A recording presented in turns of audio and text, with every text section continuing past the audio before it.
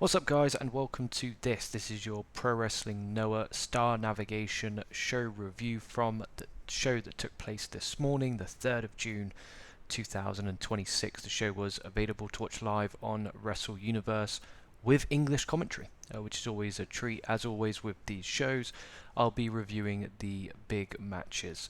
So that'll be the three GHC Championship matches: the tag, the junior, and the worlds. Obviously, on the big shows, I watch and cover the full shows. But I want to at least come on here. I don't want to keep spending 3 hours watching a show. I want to be able to watch kind of an hour and a half, and then move on, cover it. And I want to try and do as much as possible, make the most of the Wrestle Universe subscription. So opening match here, we have the GHC Tag Team Championships.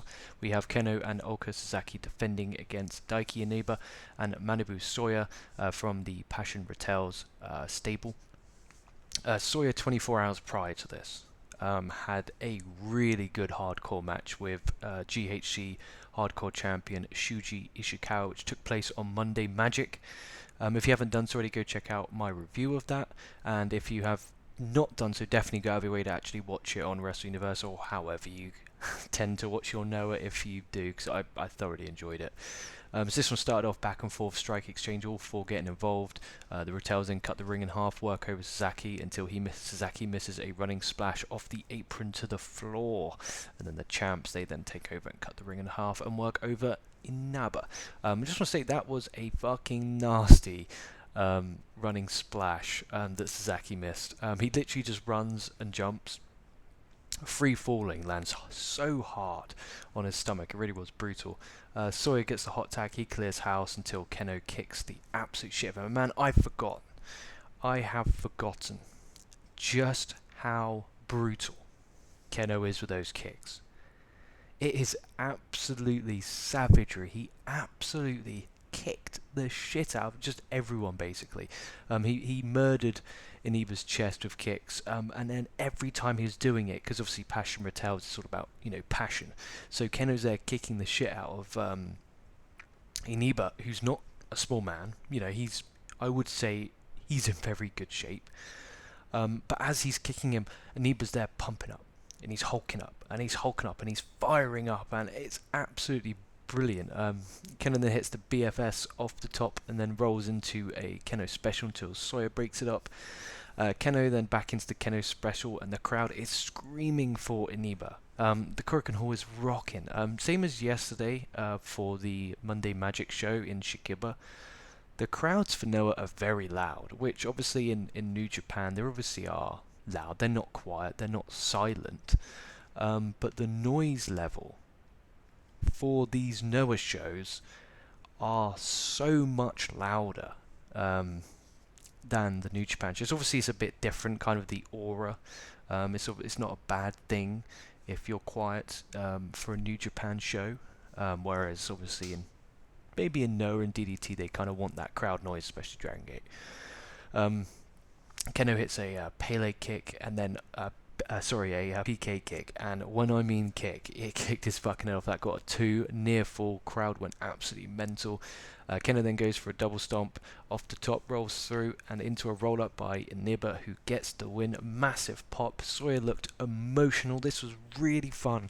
I really recommend to start this show from this point, because that's what I did anyway. I thoroughly enjoyed that. I thought that was a really great GHC Tag Team Championship match, and a great way to kick off the show from my perspective anyway. I've really dug it. And then we had a GHC Junior. I want to say as well, Korakuen Hall wasn't sold out, but it was a respectable length of busy, should we say. It wasn't kind of embarrassing, you were talking kind of 2016, 17, the crowds in there, you would see just seats. You'd see more seats than you'd see people.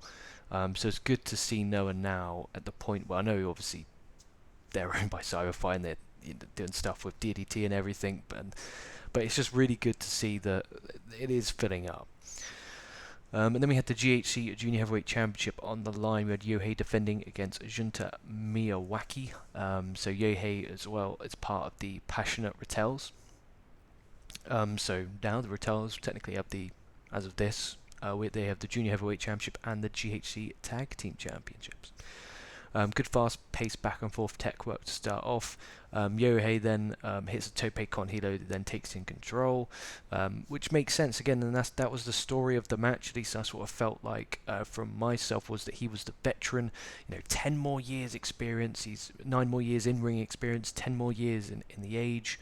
So it was all about kind of Miyawaki kind of stepping up and really trying to take the fight to him as the underdog.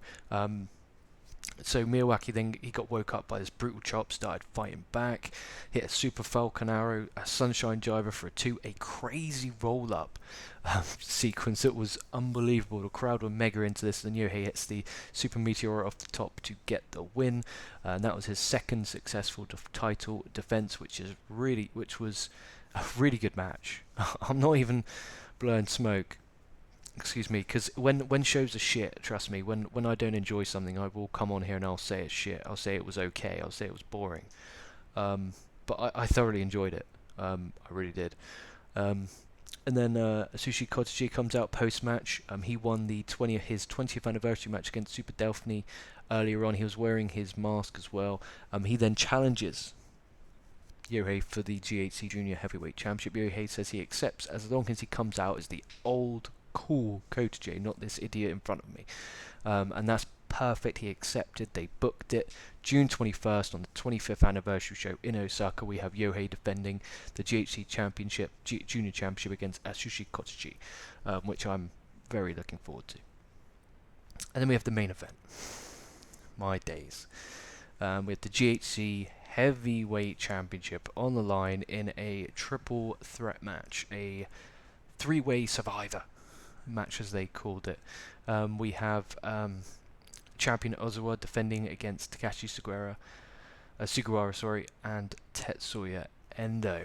So Sugiura here is a former 4-time GHC champion and a badass for a 55-year-old man. He really is. I remember watching him when he was one of those champion a long time ago. Coming out with that fucking that orange mouthpiece, ready to beat the fuck out of you. It was crazy. Endo, he's obviously joined Noah from DDT. He was in DDT for a long time. I really enjoyed him, especially in Damnation. I thought he was great. So when I saw he's on this card, I'm like, oh, fucking nice. Ozawa is obviously the big guy at the moment, the GHC heavyweight champion. Really, this is one of the first times I've actually got to watch him. I watched bits of his match with Kenta. That's before I started doing this again. And that's one thing as well I want to say. I really love the fact that I'm doing this again. I've literally tonight came back from work and I watched this Noah show. It took me about an hour and a half. Watched 2 matches from Tokyo Joshi Pro, and I watched 2 matches from DDT. I'm going to cover both of them this evening. It only took me 2.5, 3 hours. Do the recordings, boom, done. Upload them, done. It's really not a long time, and then I still have time to have dinner and chill and relax. So Oz was part of Team 2000X. As I said, he beat Kenta last month to retain the belt, and he beat Kiyomiya for the championship back on January the 1st, and this is his 6th title defense. Crowd here behind Endo. Storyline here, Endo was with Team 2000X, but left after Suigura and Akiyama convinced him not to leave. That's the story, so you can see where this one's going. So as you can imagine, Endo and Suigura working together, and as Ozawa keeps leaving, meaning those two go at it one-on-one. Really good back and forth till all of Team 2000 come out, beat on Endo. Suigura then comes in, grabs a chair, looks like he's about to fucking nail Ozawa and Team 2000X, but bam, he smacks Endo over the head. He then puts a Team 2000X t-shirt. Endo keeps kicking out of everything. Crowd really behind him until Endo can get a sneak roll up on Suigura. Suigura eliminated, but when watching, I completely forgot. Right, I completely forgot that this was a elimination style match. So he did the roll up, and I literally put my hands in the air like, oh my god, I cannot believe Tetsuya Endo just won the GHC Championship. That was not the case. And then Oswald takes him out of this really nice dropkick off the top. Endo of this running knee with a fucking insane connection. Really was incredible. 1-2, Suigura pulls out the ref, and he's just smiling. And Suigura's just smiling, and that's a badass man to just stand there and smile. Team 2000 on the outside, they keep beating on Endo until they literally they throw him back in the ring, and then just like that, it's a Sasuke special. Crowd are going insane. Torture rack bomb. New ref comes out. 1-2 kick out. Insane near fall. Oswald then licks Endo's face, dropkick, pump handle, big bend bomb, and then a beautiful Phoenix Splash got the win. What a match. Fuck me. That's a main event. That's a title match. That's a recommendation. I hope Dirty Dave Meltzer checks this one out, because I think even he would like that. He'd get a bit of a semi on, I reckon. That's one thing you don't see much from Dave anymore. It's not really... He doesn't really cover much Japanese stuff, and, you know, if what pays his bills is, you know, covering WWE and AEW, I guess that is a full-time job. But I would much rather be checking out some really good Japanese pro wrestling, and that's one thing. I hope you guys have enjoyed this video. I'm gonna get cracking on these other two videos. Make sure you guys check out Wrestle Universe, no affiliation at all, just we're going to be covering a lot. Well, I will be covering a lot from them, and I hope you guys don't mind me reviewing these shows this way rather than watching the full shows, because in Japan, guys, they have so many 6-man, 8-man, 10-man tags and standard tags that are just building up to the bigger matches. So I'm thinking, well, if I just come on here, I can cover the bigger matches, and then guess what? 9 times out of 10, those bigger matches are going to be good. And these 3 matches were. To rank them, I'd go Heavyweight Championship is a must-watch. Tag title match is decent to good to great. And the Junior Heavyweight Championship match was pretty solid, but main event is definitely a must-watch. So we have coming up some matches are announced. We have on the 7th of May, we have Ozawa and Takashi Suigura from Team 2000X taking on Tetsuya Endo and Shuji Kondo, and Yohei and Hayata teaming up to take on Atsushi Kochiji and Ohara Hajime, heading into the title match on the 21st of June.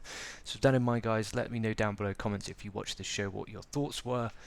With that in mind, thank you for watching, stay safe, stay well, and I'll be catching your asses down the line.